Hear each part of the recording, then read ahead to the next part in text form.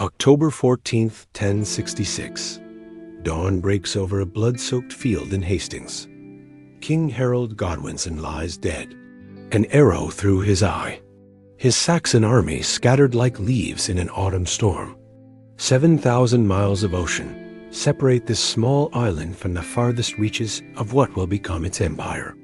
Yet in this single moment, in this single battle, the trajectory of human civilization shifts forever. One man's death, one kingdom's fall, one language displaced by another. The consequences will echo through a millennium. This is not just the story of England. This is the story of how a fractured collection of medieval kingdoms became the forge that shaped the modern world. How a small island nation, no larger than the state of Alabama, would one day rule a quarter of the Earth's surface and influence every corner of human existence. But the story begins much earlier, in the mists of the 7th century, in a land torn apart by war, plague, and invasion. 650 AD England does not exist. Instead, 7 kingdoms fight endless wars across a landscape scarred by Roman ruins and abandoned settlements. Wessex, Mercia, Northumbria, Kent, Essex, Sussex, East Anglia. The Heptarchy, historians will call it. 7 realms locked in perpetual conflict. These are not the sophisticated courts of Constantinople or Baghdad. These are warrior societies. Kings who earn their crowns through blood. Kingdoms that rise and fall with the swing of a sword. Yet something extraordinary is happening in these war-torn lands. Something that will prove more powerful than any army. Christianity is spreading. Not the Christianity of Rome, but a unique fusion. Celtic mysticism meets Roman organization. Monasteries become centers of learning. Monks preserve not just scripture, but science, history, literature. The Venerable Bede writes his ecclesiastical history of the English people in 731. The first attempt to create a unified English identity. The first suggestion that these warring tribes might share a common destiny. But destiny, it seems, has other plans. 793 AD, the monastery of Lindisfarne burns. Viking longships emerge from the North Sea like phantoms. Their dragon-headed prows cut through morning mist. Their crews seek gold, slaves, and glory. The age of Viking terror has begun. For 2 centuries, these Scandinavian raiders will transform England through fire and steel. They are not just pirates. They are explorers, traders, settlers. They establish kingdoms in York and Dublin. They sail up rivers deep into the English heartland. Alfred the Great of Wessex makes his stand in the marshes of Somerset. 878 AD, the Kingdom of England is born not in victory, but in desperate resistance. Alfred's victory at Edington doesn't just save Wessex. It creates the idea of England itself. But the Vikings return, again and again. 1013. Danish King Sweyn Forkbeard conquers England entirely. The Anglo-Saxon line breaks. For a brief moment, England becomes part of a North Sea empire stretching from Greenland to Kiev. The consequences ripple outward. English silver flows north to Scandinavia and east to Byzantium. Trade routes shift. Languages blend. The genetic makeup of the English people changes forever. Then, in 1042, the Anglo-Saxon line returns. Edward the Confessor takes the throne. But Edward dies childless. January 5th, 1066. 3 men claim the English crown. Harold Godwinson of England, Harold Hardrada of Norway, William of Normandy. The stage is set for the most consequential year in English history. September 25th, 1066. Stamford Bridge. Harold Godwinson crushes the Norwegian invasion. Harald Hardrada, the last great Viking king, dies with an arrow in his throat. The Viking Age ends in a single afternoon. But Harold has no time to celebrate. William of Normandy has landed in the south. 7,000 Norman warriors wait at Hastings. Fresh, rested, ready. Harold's army marches 250 miles in 4 days. They arrive exhausted, depleted, some still bleeding from Stamford Bridge. The battle rages from dawn to dusk. Saxon shield wall against Norman cavalry. Ancient England against the future. By nightfall, Harold is dead. The Anglo-Saxon kingdom is finished. But the real conquest is just beginning. William the Conqueror doesn't just take England. He transforms it. The Doomsday Book, completed in 1086, records the most complete economic survey ever undertaken. Every village, every farm, every pig and cow. The Normans don't just rule through force. They rule through information. Norman French becomes the language of power. Latin remains the language of learning. Anglo-Saxon survives as the language of the common people. For 3 centuries, England becomes trilingual. The consequences are profound. English absorbs thousands of French words. Law, government, art, cuisine. The language becomes uniquely flexible, uniquely expressive. This linguistic fusion will prove crucial. When English finally emerges as the dominant language, it carries the precision of Latin, the sophistication of French, and the earthy power of Germanic Anglo-Saxon. But language is just one change. The Normans introduce feudalism, a rigid hierarchy that transforms English society. They build castles that dominate the landscape, stone fortresses that project power across vast distances. They reorganize the church, replace Anglo-Saxon bishops with Norman ones, tie England firmly to continental Europe. Most importantly, they look outward. 1154. Henry II takes the English throne. But Henry is more than just King of England. He is Count of Anjou, Duke of Normandy, Duke of Aquitaine. His empire stretches from Scotland to the Pyrenees. England becomes the heart of the first truly international European empire. The consequences transform everything. Eleanor of Aquitaine brings the culture of southern France. Courts of love, troubadour poetry, the romantic ideal that will reshape European literature. Thomas Becket's murder in 1170 sends shockwaves across Christendom. Henry's penance establishes the principle that even kings are subject to higher law. Richard the Lionheart spends just 6 months of his 10-year reign in England. Yet his absence proves crucial. Administrative systems develop. Parliamentary traditions emerge.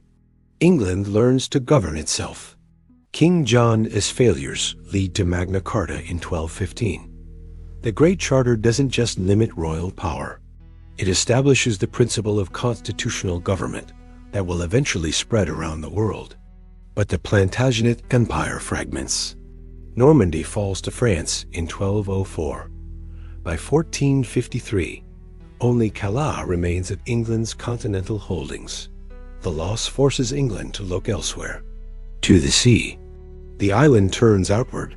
The 100 Years' War ends in defeat. 1453. But from this defeat comes transformation.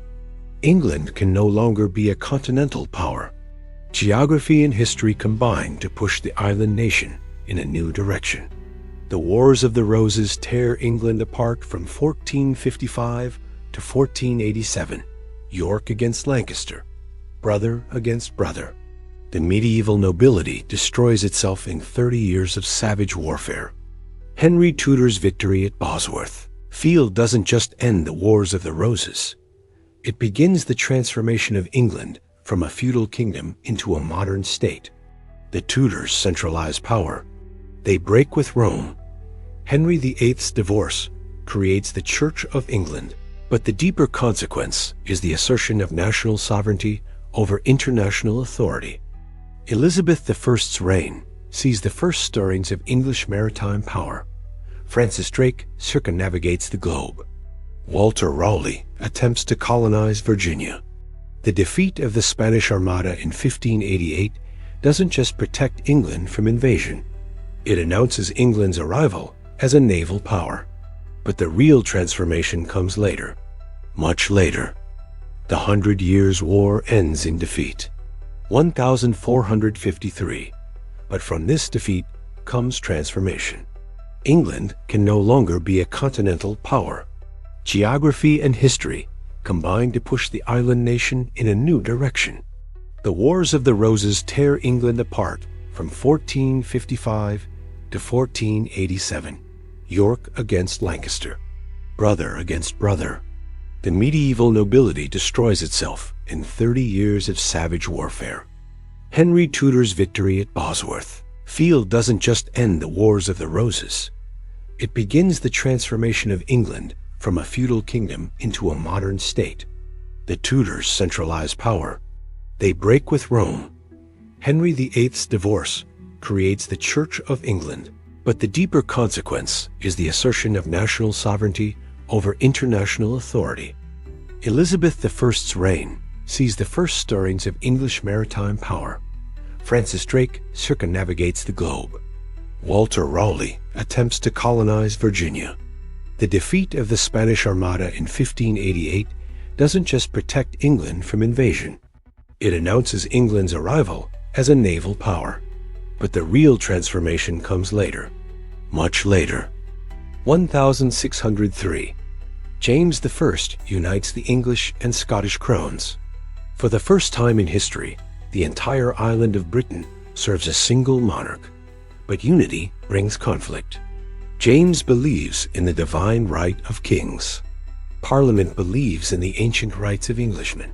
The collision is inevitable.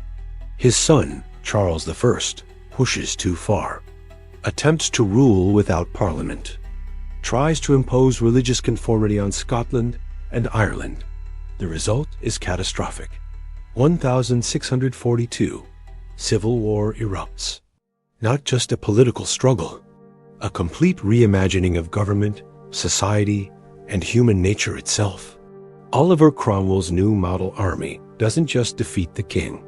It demonstrates that disciplined, motivated citizens can overcome traditional aristocratic warriors. January 30th, 1649. Charles I loses his head outside the banqueting house in London.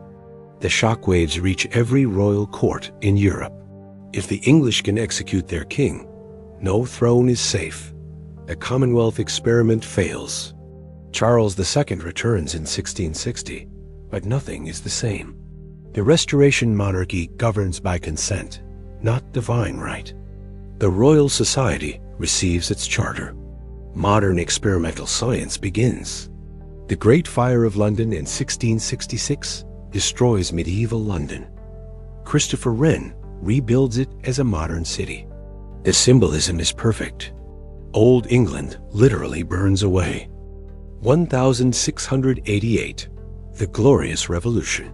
James II flees to France. William of Orange takes the throne. Parliament finally establishes supremacy over the monarchy. But the deeper transformation is financial. The Bank of England, founded in 1694, creates the first modern national debt. The government can borrow against future tax revenues. Wars can be funded through credit rather than just current wealth. The consequences are revolutionary. The War of Spanish Succession. The 7 Years' War.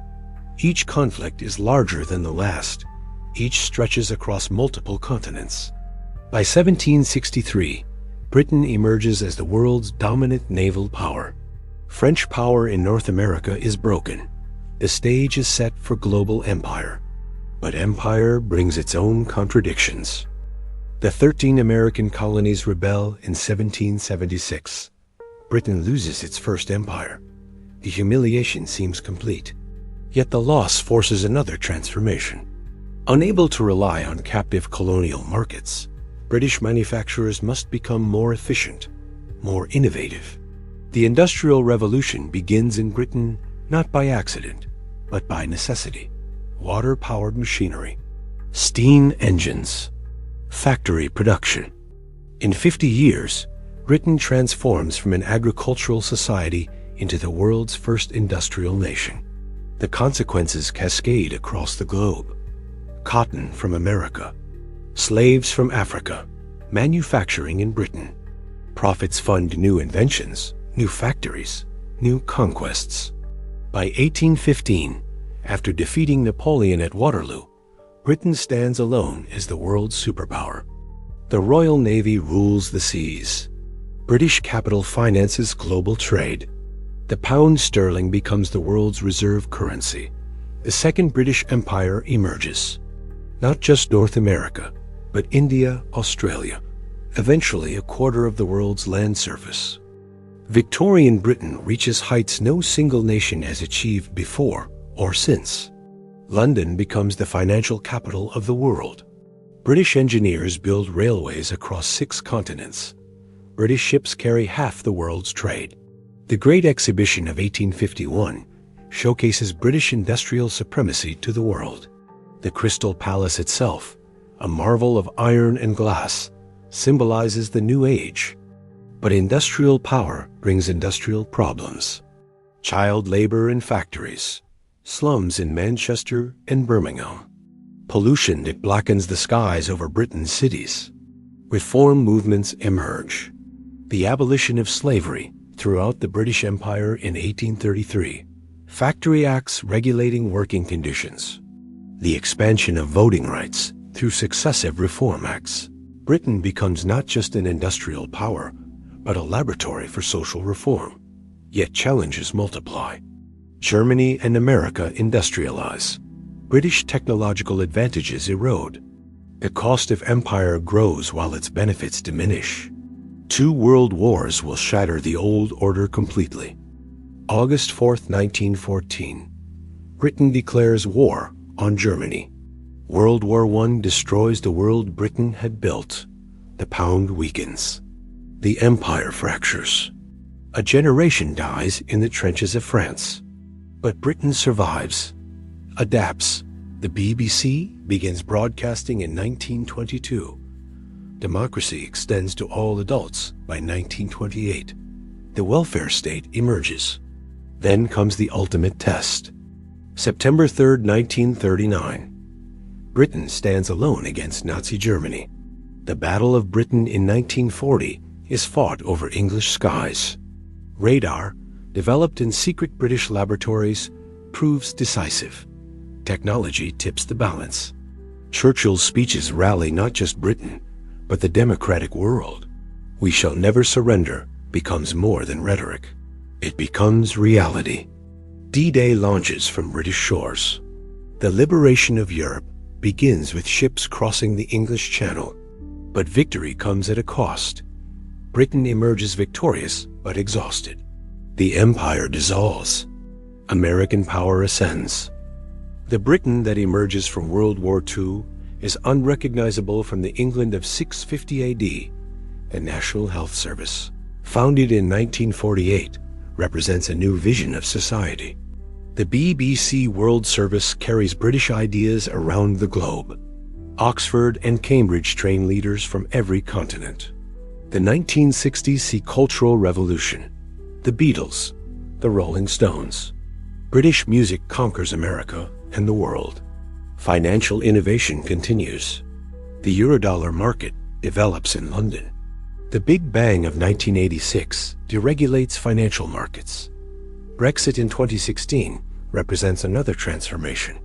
Britain choosing independence over integration. History echoing across the centuries. From Anglo-Saxon kingdoms to global financial center. From Viking raids to world wars. From medieval monarchy to modern democracy. The transformation is total, yet threads connect across the centuries. The common law system developed in medieval England governs legal systems across the English-speaking world.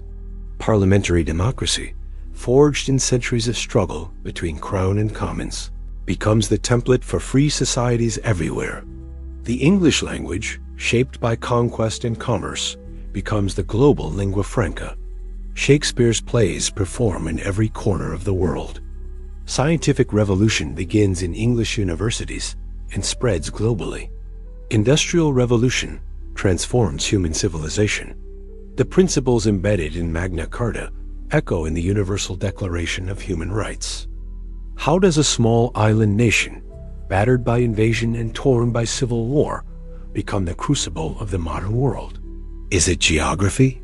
The island position that forces engagement with the sea, with trade, with distant lands? Is it necessity? The constant struggle for survival that breeds innovation and adaptation? Is it accident? Random events that cascade into global transformation? Or is it something deeper? Something in the fusion of peoples, ideas, and institutions that creates unique creative energy? The Anglo-Saxons gave England its language and laws. The Vikings gave it global perspective. The Normans gave it administrative sophistication. The Tudors gave it national identity. The Stuarts gave it constitutional government. The Georgians gave it empire. The Victorians gave it industry. The 20th century gave it democracy. Each crisis becomes transformation. Each defeat becomes opportunity. Each ending becomes beginning. Today, as Britain navigates Brexit, climate change, and technological revolution, the pattern continues. History doesn't repeat, but it echoes. The island that changed the world continues changing. The question remains, what comes next? And perhaps more importantly, what would the world look like today if Harold Godwinson had survived that October day at Hastings? If the arrow had missed its mark? If Anglo-Saxon England had endured? The battle lasted one day.